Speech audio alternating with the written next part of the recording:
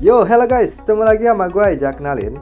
Pertengahan bulan Juni kemarin, di Redmi Note 8 Pro, MIUI ngerilis versi Cina stabil yang berjalan di Android 11, yaitu MIUI 12.5.1. Nggak seperti di update-update sebelumnya, saat MIUI 12 masih berada di Android 10. Di update kali ini, jauh lebih banyak melakukan perubahan, terutama dari segi tampilan user interface-nya.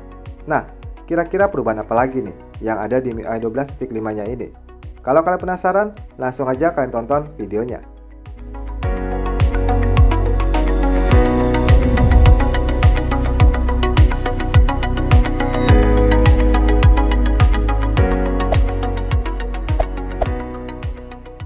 Oke, yang pertama di update kali ini MIUI 12.5 berjalan di Android 11 dengan security patch bulan Mei 2021.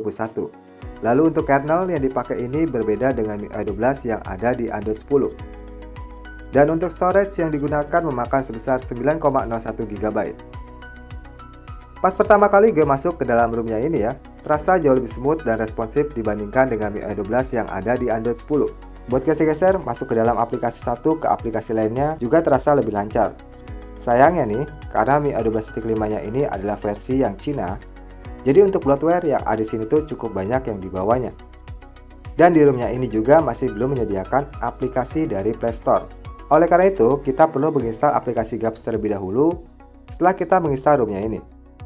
Masih seputar aplikasi, sekarang aplikasi yang ada di sini juga banyak melakukan perubahan. Tampilan dari tiap aplikasinya ini jauh lebih mantul dibandingkan dengan versi yang sebelumnya. Kalau buat keyboard, yang digunakan ini bukan dari Google ya, tapi keyboardnya adalah keyboard dari Xiaomi. Buat ngetik lancar nggak ada lagnya. Terus buat selanjutnya di bagian control center, tampilan masih sama dengan MIUI 12 yang ada di Android 10. Bedanya nih, kalau di Android 11 ini pada bagian menu notifikasi, terdapat menu non-important, yang mana di menu ini fungsinya untuk menampung notifikasi masuk yang nggak begitu terlalu diprioritaskan. Oke, dari control center sekarang kita beralih ke bagian menu setting. Di bagian menu setting, fitur dan menu yang ada di sini cukup banyak melakukan perombakan, yang mana pada tampilan user interface-nya jauh lebih menarik dibandingkan dengan yang ada di Android 10. Seperti tampilan layout pada menu wallpaper, yang sekarang memiliki banyak komponen di dalam menunya ini. Selain itu, pada suara notifikasi MIUI 12.5 menghadirkan suara notifikasi yang diperbarui nih, yang diambil dari beberapa suara hewan aslinya. Contohnya tuh seperti ini nih.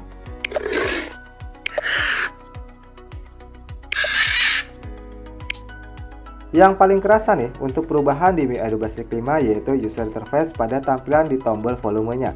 Dan juga tampilan pada tombol power off-nya ini. Jauh lebih keren tampilannya dibandingkan dengan yang ada di Android 10. Nah, sekarang gimana nih buat masalah performanya? Waktu gue coba tes roomnya ini di aplikasi Antutu tanpa menggunakan modul atau settingan apapun, mendapatkan skor sebesar 310.881 poin. Kemudian gue juga coba tes di aplikasi Geekbench. Untuk skor yang didapatkan yaitu sebesar 502 poin untuk single core-nya, dan multicore-nya mendapatkan 1543 poin.